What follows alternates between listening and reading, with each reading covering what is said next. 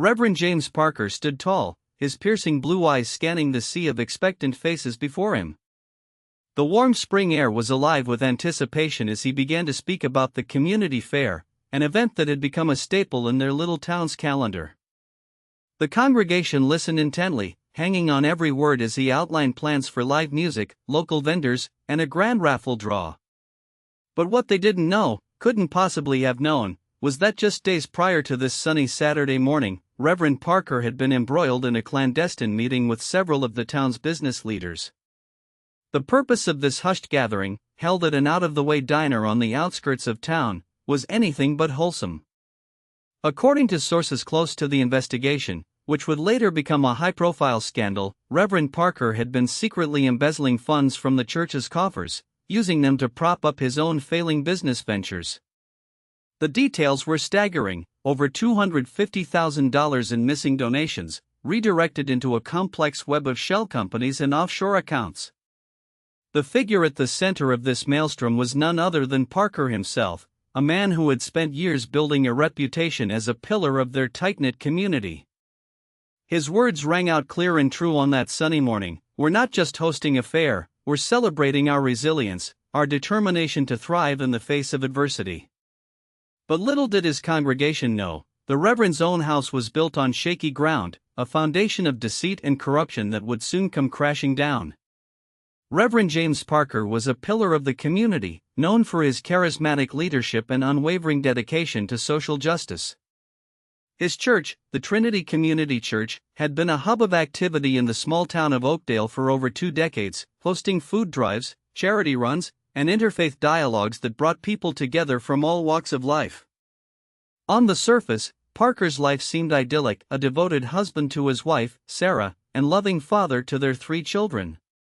He was a regular attendee at town hall meetings, where he advocated for affordable housing and community development projects. His name was often mentioned alongside local business owners and civic leaders as one of the most respected voices in Oakdale. However, beneath this facade of respectability lay a complex web of deceit. As investigators would later uncover, Parker had been embezzling funds from his church's charity arm to fuel his own lavish lifestyle. The financial discrepancies began in 2015, when he started secretly transferring large sums from the church's bank account into personal accounts.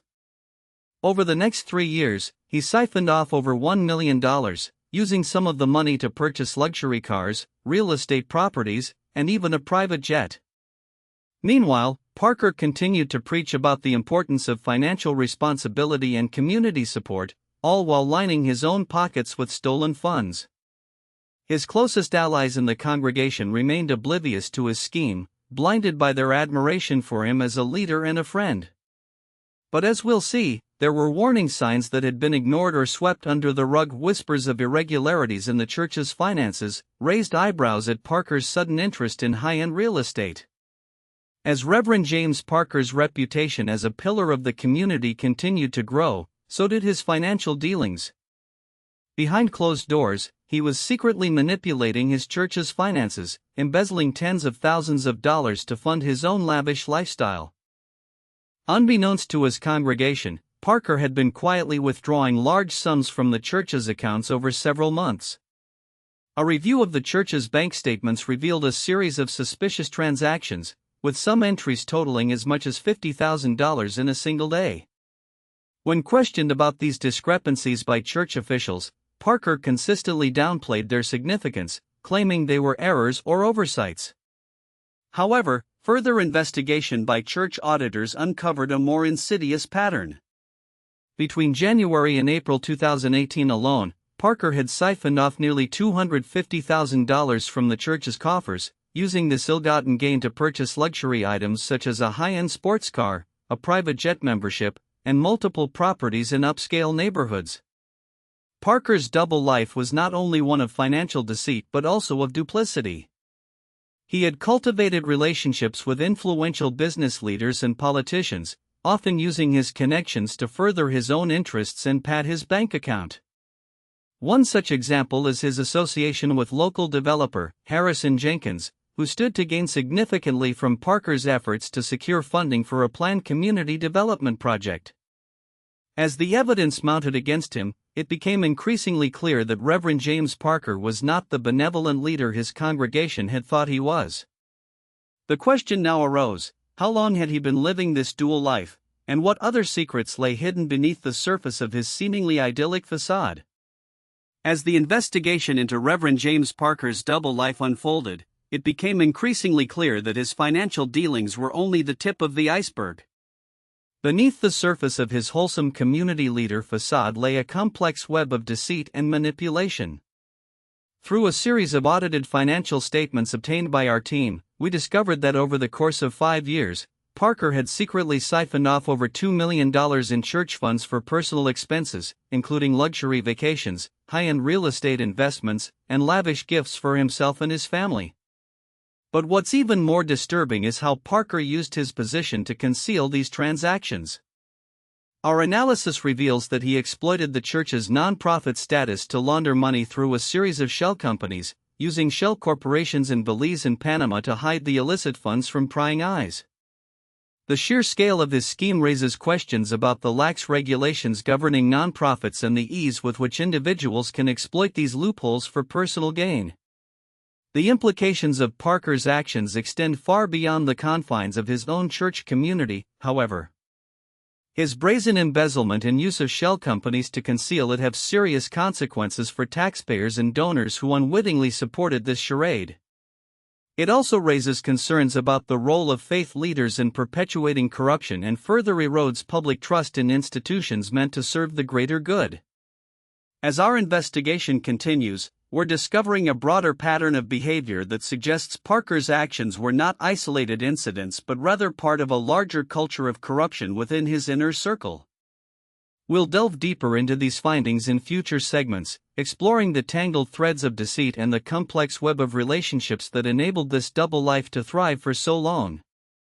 As the Reverend's words dripped with sincerity, his community was oblivious to the turmoil brewing beneath the surface. Just 3 days prior, on a Wednesday evening in late April, James Parker had arrived at the exclusive Mayfair Country Club, where he was scheduled to meet with a representative from the wealthy Bennett family.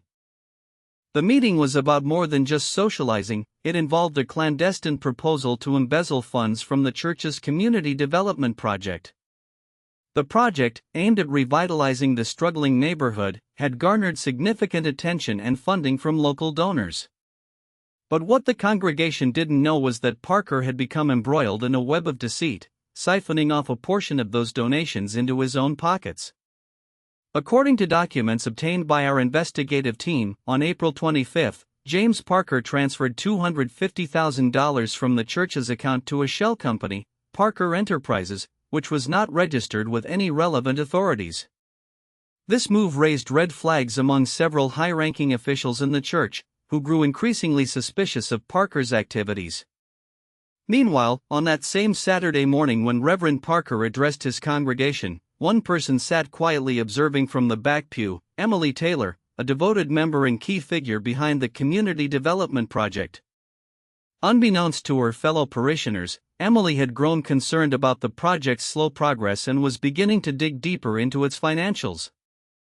As Reverend Parker wrapped up his sermon, oblivious to the storm brewing around him, Emily's eyes locked onto the stage, a growing sense of unease spreading across her face. She knew that something wasn't quite right, a feeling she couldn't shake off as she gathered her belongings and quietly slipped out of the church, unaware that her quiet observation was about to set in motion a chain of events that would expose the dark underbelly of Reverend James Parker's double life. As the dust settles on Reverend James Parker's double life, a complex tapestry of deceit and manipulation is revealed. The charismatic leader, once celebrated by his community for his unwavering dedication and compassion, has been exposed as a masterful con artist. For years, he's skillfully woven a web of lies, bilking thousands of dollars from unsuspecting donors and church members.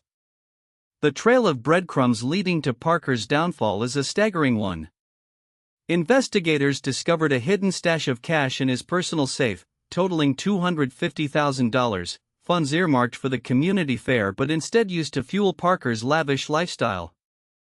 Furthermore, a thorough review of the church's financial records revealed a staggering 300% increase in expenses between 2015 and 2018, with no corresponding